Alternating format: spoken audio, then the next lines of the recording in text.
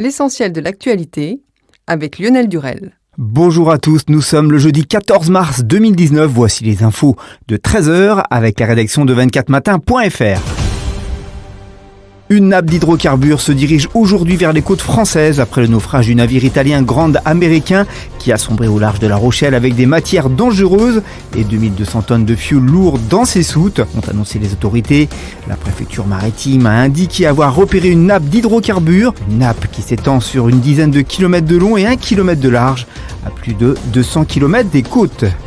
L'agence américaine de l'aviation a ordonné de clouer au sol provisoirement les Boeing 737 MAX aux États-Unis en raison de nouvelles données satellitaires fournies mercredi par le Canada, indiquant des similarités entre l'accident d'Ethiopian Airlines et celui de Lion Air. Pour rappel, plusieurs pays ont interdit ces appareils de vol quelques jours après le crash d'Ethiopian Airlines qui a causé la mort de 157 personnes le 10 mars dernier. Après le rejet voté hier par les députés britanniques d'une sortie de l'Union européenne sans accord, les parlementaires doivent s'exprimer aujourd'hui sur un éventuel report du Brexit, ainsi que sur l'accord obtenu par Theresa May, déjà retoqué 2 fois. Si l'accord est recalé à nouveau, alors le report devra aller au-delà du 30 juin et impliquera que le pays organise des élections pour le Parlement européen en mai, précise la motion. Un nouveau référendum sur le maintien ou non du Royaume-Uni dans l'Union européenne pourrait être également envisagé. D'après le quotidien La Dépêche, un professeur d'histoire-géographie d'Auch d'une 60aine d'années a été mis en examen et placé sous contrôle judiciaire mardi. L'homme ne peut plus exercer en tant qu'enseignant le temps d'une procédure judiciaire à son encontre pour diverses agressions sexuelles sur des élèves. L'accusé a également l'interdiction d'exercer une activité auprès des mineurs. D'après la police, les auditions des élèves paraissent crédibles et pour la plupart identiques. En bref, et dans le reste de l'actualité, à Villaramiel, au nord-ouest de l'Espagne, les habitants d'un village reçoivent d'énigmatiques enveloppes remplies d'argent. Ils sont ainsi une quinzaine à avoir reçu des enveloppes contenant 50, 70 ou 100 euros. La maire a confié à l'AFP « Nous sommes tous perplexes dans l'expectative, puisque nous ne savons ni d'où peut venir cet argent, ni qui est le donateur ». Jean-Luc Mélenchon sera ce soir à Caen dans l'arène des élections européennes pour convaincre à l'occasion de son premier meeting, aux côtés de la tête de liste de la France Insoumise, Manon Aubry, que leur écologie populaire supplante les autres approches.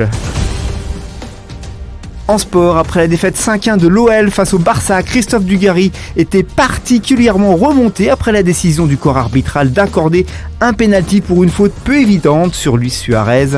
C'est malhonnête, il faut leur faire passer un test de psychologie et d'honnêteté. Sincèrement, c'est la plus grosse arnaque, escroquerie que j'ai vue dans le football. C'est incroyable de siffler un pénalty sur un truc comme ça, alors qu'il y avait la possibilité de revoir 10 fois le ralenti, a ainsi tonné Dugarry. 6 changements pour le dernier match du tournoi face à l'Italie samedi à Rome. Jacques Brunel et son staff ont décidé de lancer du sang frais pour ce dernier duel. Ce sera l'ultime occasion pour certains de montrer qu'ils ont le niveau pour aller à la Coupe du Monde. Par exemple, en 3e ligne, Grégory Aldrit connaîtra sa première sélection, tout comme Étienne Falgoux. L'actualité du divertissement européen vend 3500 disques vinyles issus de sa collection. La vente se déroulera le 31 mars prochain.